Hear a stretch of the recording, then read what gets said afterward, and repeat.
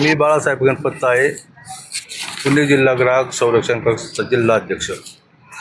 आज चांडोली या ठिकाणी MSEB बोर्डामध्ये ग्राहकांच्या अनेक समस्या घेऊन या ठिकाणी आम्ही आलेलो आहे. बरेच चॅनलचे वार्ताहर या ठिकाणी आहेत, पत्रकार आहेत. तर ग्राहकांच्या समस्या तर जाणूनच घेतल्या जात नाहीत. या ठिकाणी आल्याच्यानंतर ग्राहकांची लोक आरेरावीची भाषा करतात, नीट माहिती देत नाही, काय नाही. कोणाला कसले प्रॉब्लेम असला तर तो प्रॉब्लेम सॉल्वच होऊ शकत नाही आहे. आणि या ठिकाणी जो प्रॉब्लेम घेऊन येईल त्याला दडपण्याचं काम सुरू होते. आता या ठिकाणी 7 ते 10 हजार रुपये डिपॉझिट म्हणून मीटरसाठी ते आकारण्यात आलेले आहे. ते कशासाठी आकारण्यात आलेले ही सुद्धा ते माहिती नीट देऊ शकत नाही आहे.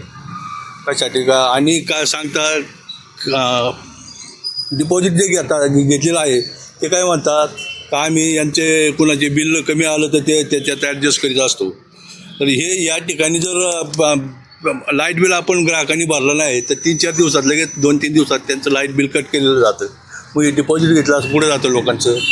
याच्यातून ते कट करून घेतलं पाहिजे. ज्यावेळेस आपण नवीन मीटर घेतो त्यावेळेस डिपॉझिट घेतात आणि त्यावेळेस आपलं डिपॉझिट घेऊन एक्स्ट्रा पैसे चार्ज घेतला जातो.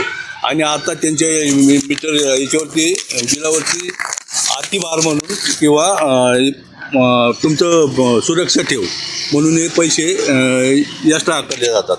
ते कोणती सुरक्षा ठेव, कशासाठी सुरक्षा ठेव हे काय कुणी सांगत नाही आहे. तुम्ही त्यांना प्रश्न विचारले होते का याच्याबद्दल? पाठीमागं खूप 2-3 वेळा विचारले होते. आता पण एका अधिकाऱ्याशी बोललो होतो. बरं, आत्ता म्हणजे कधी? आत्ता तुम्ही ऑन कॅमेरा येऊ शकता का? हां ठीक आहे, माहिती द्या, आपण ऑन कॅमेरा जाऊन त्यांना विचारू. हां चालतं. सांगा पुढे. तर इथं कोणत्याही प्रकारे माहिती भेटत नाही लोकांना. इथं एक प्रकारे लुटत चाललेली असते. आणि वीज ही लोकांना खरोखर गरजेची वस्तू आहे. त्यामुळं ही लोक त्याचा तो फायदा घेतात. शेतकऱ्यांचं तर एकदम हालच आहेत. शेतकऱ्यांना कोणी विचारत सुद्धा नाही.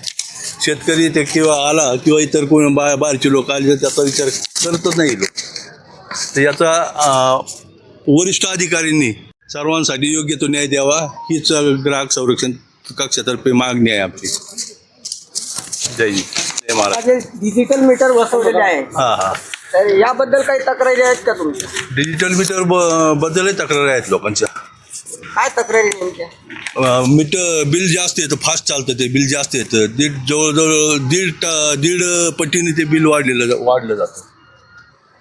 आता जे महाराष्ट्र विद्युत महामंडळाने जे त्यामध्ये चिप बसवलेले आहेत, आणि जनरली काय होतं की ज्या एखाद्या दिवशीची डेट असेल बिल भरण्याची, सपोज तुमच्या हातात जो बिल आहे ते बिल जर आपण 1 दिवस जरी लेट झालं तर ते जसं आपण मोबाईलचा रिचार्ज करतो त्या पद्धतीने तुमचं जर ते मीटर बिल भरलं नाही तर तुमचं लगेच ते बंद होतं ऑटोमॅटिक. बरोबर. नंतर तुमचं रिचार्ज केल्यानंतर तुमचं ते चालू होतं. बायचान्स जर तो घरातला प्रमुख व्यक्ती जर बाहेरगावी असेल किंवा अचानक ठिकाणी कुठेतरी असेल तर घरचे मंडळी म्हणजे घरचे जे लोक आहेत, कुटुंब आहे, त्या अंधारातच राहील ना त्या दिवसासाठी.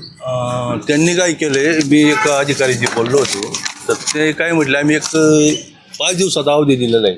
आज समजा बिल नाही भरलं तर ते 5 दिवस ते पुढे कंटिन्यू करू शकतात. 5 दिवसाच्या नंतर ते बिल लाईट कट करू शकतात. पण ते 1-1 महिना 2-2 महिने बाहेर गेले नंतर नाही ना होऊ शकत. ग्राहकाची जबाबदारी. हां, ते ग्राहकांची जबाबदारी. आणि ग्राहकही काय करतात, स्वतः तोंडी तक्रार देतात.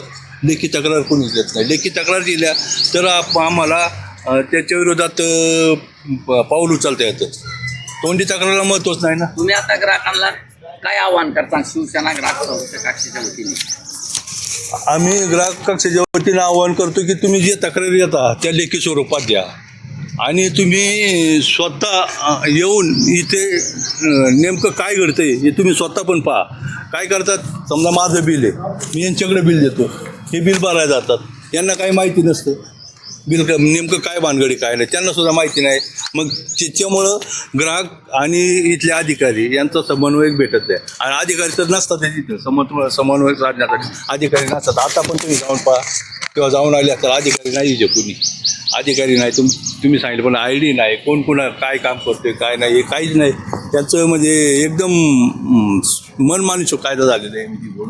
जर एखाद्याची तक्रार असणं तुमच्या शिवसेना ग्राहक संरक्षण कक्षाकडे जर संपर्क साधायचा असेल तर त्याचा पत्ता आणि मोबाईल नंबर सांगा, म्हणजे ग्राहकांना तो तुमच्यापर्यंत येता येईल. आमचा पत्ता इथं सर्विस पुणे नाशिक हायवेला याच्या महाराज मठ आहे, त्या मठा शेजारी आमचं ऑफिस आहे ग्राहक संरक्षण कक्षाचं. तिथे येऊन तक्रार देऊ शकता तुम्ही. तुमचा मोबाईल नंबर सांगा. 9922777755. बरं, आता तुम्ही मगाशी बोलता बोलून गेले डिपॉझिट बद्दल माहिती दिली जात नाही. हां की आपण प्रत्यक्षात जाऊन ऑन कॅमेरा विचारू शकतो बरं. माझं नाव प्रकाश पाचारणे. मी भ्रष्टाचार विरोधी आंदोलन संघटनेचं काम करत असतो. मी जर परत पाहिलं तर हे मुख्यमंत्री साहेबांनी आपल्याला सांगितलेलं आहे की स्मार्ट मीटर लावूच नाही असं तिथं आश्वासन दिले जातात न त्या अधिवेशनाच्या काळात. आणि खरं जर पाहिलं तर इथं प्रत्यक्षात ज्यावेळी मीटरची अडचण तयार होते, हे कर्मचारी कॉन्ट्रॅक्ट दिलेले आहे, ते परस्पर मिळून स्मार्ट मीटर बसवतात. आणि त्या स्मार्ट मीटरमुळं की आपल्या जनतेला इतका मोठा नुकसान होतं की त्या स्मार्ट मीटरचं रिडिंग जे तासाला त्याचं जर 2 तासाला 1 युनिट पडलं असेल त्याचं तिप्पट ते दीडपट 2.5 पडतं. आणि त्याच्यामुळं हा स्मार्ट मीटरमुळं हा लोकांना तोटाच आहे. आणि हा स्मार्ट मीटर ह्यामुळे दिशाभूल करण्याचं काम आहे. हे खरं जर पाहिलं ते सरकारी लोकांनी खाजगी कॉन्ट्रॅक्टदारांना हे सगळं दिलेलं आहे. हे सगळं महावितरणाचं यांचं ध्येयदृष्टी असाच आहे की हे खाजगीकरण करण्याचं चाललेलं आहे. खरं जर पाहिलं तर हे उपकार्यकारी अभियंता राजगुरुनगर येथील त्याच्या चांडोलीला ऑफिस आहे. यांच्या कार्यालयात तसं जर पाहिलं तर त्यांचे शासकीय नियमानुसार 9:15 वाजता हजर राहणं हे अपेक्षित आहे सगळ्याच कर्मचाऱ्यांनी अधिकाऱ्यांनी. तसं जर पाहिलं तर मुख्य उपकार्यकारी अभियंता यांना 24 तास सुट्टी असते. कारण MSCBचं कुठं काही अपघात होऊ शकतो, कुठं तारा रोडला पडू शकतात. अशा अपघातकालीन प्रसंगी यांनी हजर राहणं हे प्रथम दर्शनी गरजेचं आहे. पण ते कधीच वेळेवर हजर राहत नाहीत, थांबत नाही. खरं जर पाहिलं तर ते कस्टमरचा कोणाचा फोनही घेत नाही, फोन काही सांगत आहे पण नाहीत. जर आलं तर थांबा, सांगतो मी सांगतो असं करतात. आणि दुसरी गोष्ट आता माझं म्हणणं असं आहे, माझी तक्रार अशी आहे यांच्याविषयी की माझी इथे एक चांडोलीला जागा आहे. येणे जागेतून PMRDकडनं मी मंजूर करून घेतलेला प्लॅन आहे. त्याचं फाउंडेशन प्लीज चेक केलं आहे. त्यातून यांनी शेजारून केबल काढून नेले आहे. आणि न कोणा आमचे सांगता न परवानगी घेता अशा परिस्थितीत त्यांनी केबल काढून नेऊन शेजारी पोलोबा केलेला आहे. त्याच्यानंतर पोलोबा केल्यानंतर माझ्या लक्षात आलं, मग मी तक्रार केली इथं. ते म्हणलं मग मी तुम्हाला 2 दिवसात ते काढून देतो. म्हणलं तुम्हाला येण्या जागे होतं टिपीत आम्ही 42 लाख रुपये भरले ते जागा येण्या टिपी करण्याकरता. फाउंडेशन केले, प्लेन लेवल PMRDकडनं मंजुरी करून घेतली.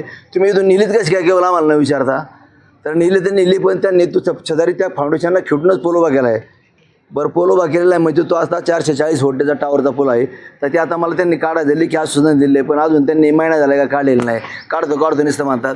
म्हणजे यांची बेबंदी कारभारशाही.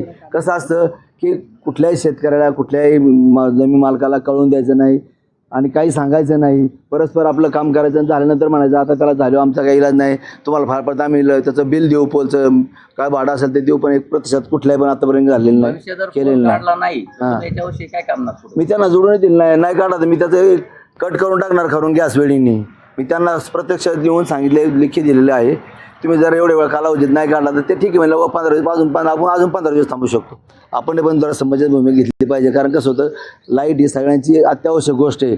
आणि त्या लाईटचं जर असं आपण खेळखंड वगैरे बरोबर ना म्हणून आपण त्यांना सौजन्याने सांगितलेलं आहे की आमच्या जागे जर लावले चालेल, पण फक्त कंपाऊंडला खेटून लावा, जेणेकरून त्याचा लोकांनाही त्रास झाला नाही पाहिजे, आम्हालाही त्रास होऊ नये या दृष्टीने त्यांना असं सांगितलेलं आहे. परिचय सांगा. माझं नाव प्रकाश पाचारणे.